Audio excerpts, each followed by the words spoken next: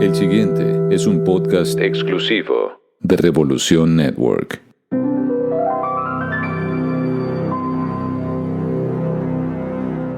Hi everybody, what's up? Welcome to another chapter of Tuned. Today I'd like to reflect about a topic which is very important to me. It's actually the views, the system of counting views and taking measurement of everything, literally about everything, considering the numbers of views, numbers of sales. I believe that whether we are artists or not, just about everything we do today is taken into consideration this. Think about the social networks. We all are, well, almost all of us are on Instagram or Facebook or Twitter, Snapchat, TikTok, whatever it is. Everything we do is already taken into consideration that if nobody is interacting, is leaving a like, a comment, or whatsoever, nobody cares about us. So despite what we think that this is really affecting or not, in the end, it does. So let's shed a light on this.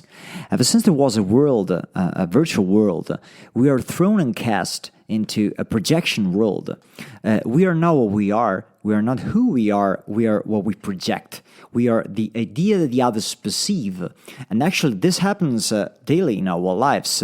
But in the social network, it's even, let's say, highlighted. And this creates the personal branding. In the latest years, everybody, companies or influencers, literally whoever is considering and really understanding that we are personal brands. And what does a brand do? Actually, it tries to sell because a brand in the end has products, has a purpose and as a mission, depending on the concept of the company, wherever it is. But the point is that is aimed to distribute and sell products. So we are actually turned into a seller, even though we do not want or we do not think to sell something about us. And that's when I think back. When I was 20, here in Italy, Facebook was not that much used. And when we started to use it, at the beginning it was just like a joke. It was like a hobby. Nobody really paid attention and nobody really interacted that much. Because I also remember myself thinking, what's the purpose? Why would I upload a photo of me with my friends when I'm doing a barbecue?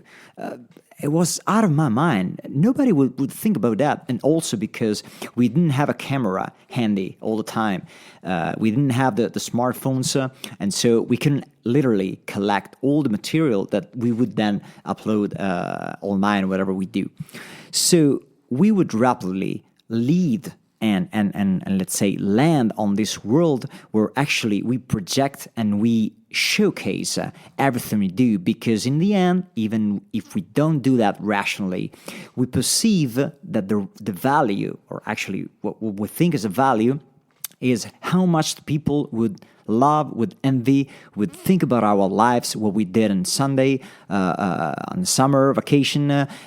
So I'm not saying that we actually and genuinely try to create jealousy, but on the other hand, we're all living everybody else's lives, and so as we began to understand that every day we have like a virtual showcase of our lives, of our products, of ourselves, we began to become creators, daily creators or hourly creators, and we needed to create. So also the softwares and the tools to create got simplified, and it was easier to create anything. And that's where the quantity kicks in, because it wasn't so important to create with the quality. It was important to create with the quantity.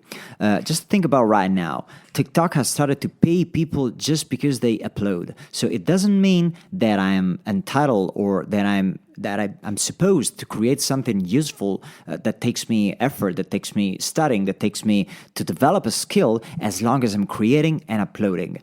And if I get money, the psychological mechanism that gets triggered, it's something that, well, it doesn't matter what I do. It's simply I throw rubbish out of my window every day and somebody throws money back at me.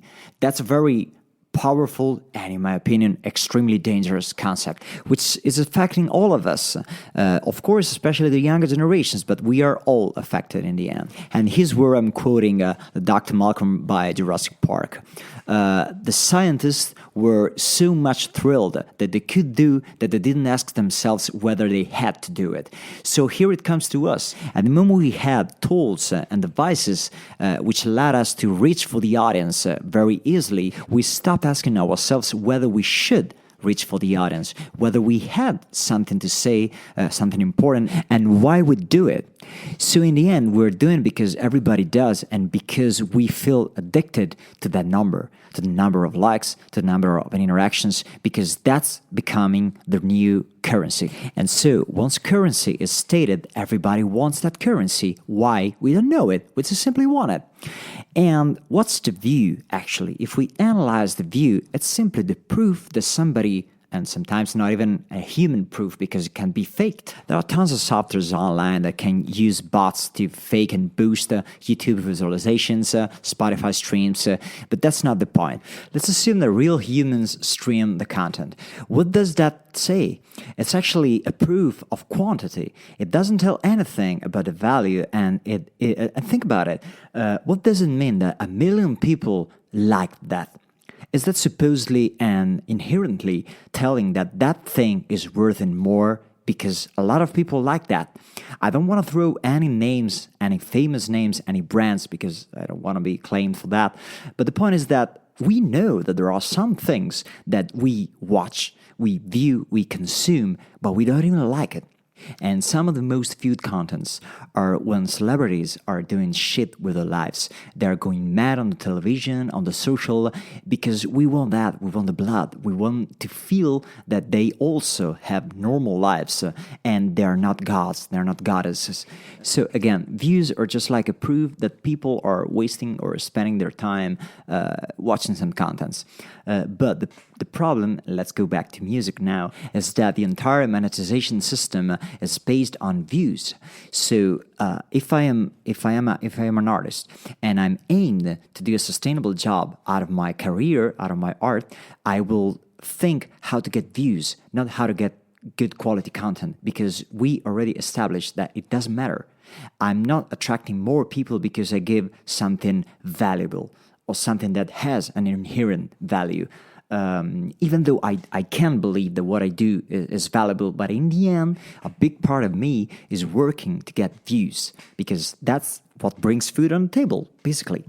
So, honestly, I'm not against the system because it's bad, because it's evil or something like that, but simply because I believe that applied to art, it doesn't bring the best. I'm not also saying that music isn't supposed to be a business, that money shouldn't be involved in that, but I simply believe that the way we turn things around is that now we are not getting the best of them out of the artistic juice, out of the creative juice, because the creative juice that we think we apply has been wrapped by the game of views, not actually chasing an artistic evolution. And here's where I'd like to stop and to point out and make my final analysis. So if you like what you listen to, the new releases, the new singles, the new songs, then it's okay. There's nothing wrong about it, and it's perfectly okay. But if you think that something is getting worse and worse, and you don't actually feel that we are doing any better, then we should understand and we should take accountability into consideration, because whose finger is pressing the button and whose finger is deciding what to listen? It's ours. So we should stop listening and watching just because everybody else is doing. It's a stupid way of determining what's important to us. And that leads to the final question to me. Are we listening to music because we are expecting music to be a piece of art, but just because we want to have a background? We just want entertainment, we just want to sing along, to dance along, but we don't actually pay attention. We are not expecting anything more than just a jingle, just something that, sparkles up our day and makes us feel good or sad, depending on the moment.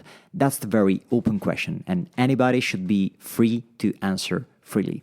I'd like to end with a quote, in case you think that there is a lot of advertisement and publicity around music.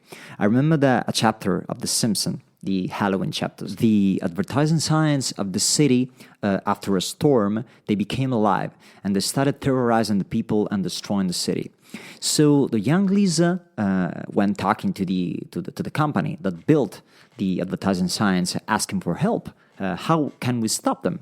And the guy simply answered, how do you stop being affected from advertisement? You stop looking at it. Everybody's looking at these monsters because they're making a lot of noise, but it's your job to drive your attention away, and if you just stop looking at them, their powers will fade away and eventually they'll die. So guys, this was another chapter of Tuned, and I hope you liked it, and as usual, I'll see you in the next one. Ciao!